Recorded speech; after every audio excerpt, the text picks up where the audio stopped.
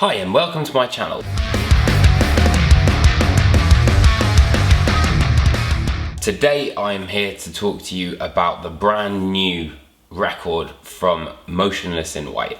It's their first release on Roadrunner, which is obviously major label, big deal. It's called Graveyard Shift.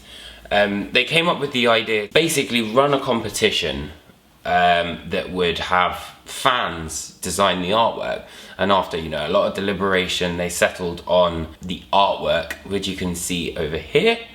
At first I wasn't sort of too keen on it, but then it kind of grew on me after a while, especially when you kind of begin to understand the album. So the main sort of single that they released was a track called 570, which is the area code for Scranton.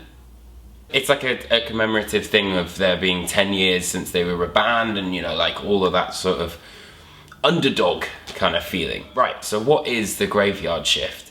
It's kind of all over the sort of place really, but in a good way, because I wasn't really too sure when I first received it whether or not I was going to like it, because there are elements of Motionless in White which are really cool, like the metalcore sort of stuff, from their earlier material. And especially from the single 570, it's a lot more kind of metalcore and all that sort of stuff. So when I kind of put it on and I first heard Queen for Queen, which is more kind of stomping, kind of almost like a Marilyn Manson vibe, I was kind of a little bit taken aback, because it wasn't that sort of fast, like mid-2000s metalcore. It was something a bit different. The same could be said for Necessary Evil. That's the track. With Jonathan Davis, who comes in as a guest spot, obviously from Korn. And it felt a little bit kind of as though the lyrics weren't so great, but the more you listen to it, weirdly enough, it really got under my skin.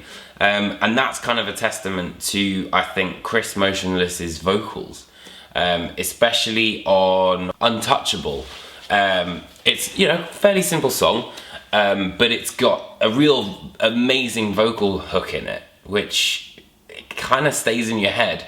I mean, you wouldn't really me especially, like I prefer kind of death metal and stuff like that, so I wasn't really too sure what to make of it, but the more I listened to it, the better it got. And then you've got songs like The Ladder, which starts off with an intro about basically like shagging.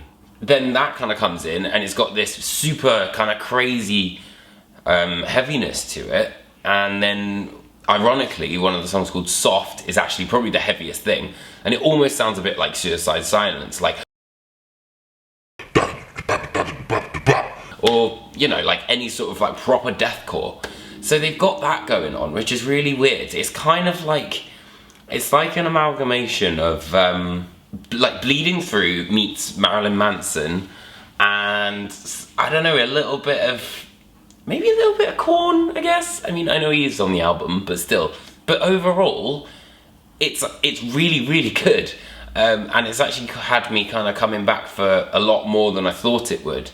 I thought it would be kind of like, I'd listen to it to review it, and then that would be kind of it. But I've actually really enjoyed it.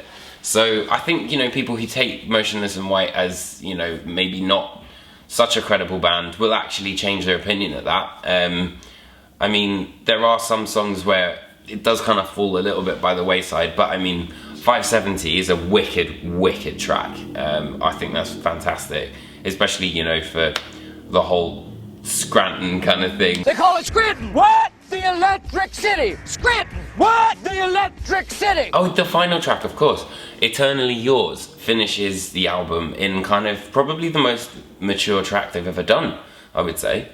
Because it's kind of a combination of all of them. So, you've got this like bleeding through kind of thing, but then it's heavy, but it's not overly kind of technical and messy. It fits really well.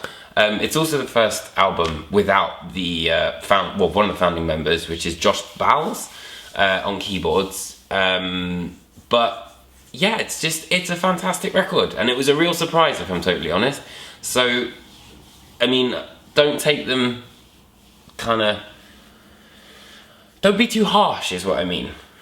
You know, they're a good band, and I think they've got potential to be very, very good, especially with the platform of Roadrunner now.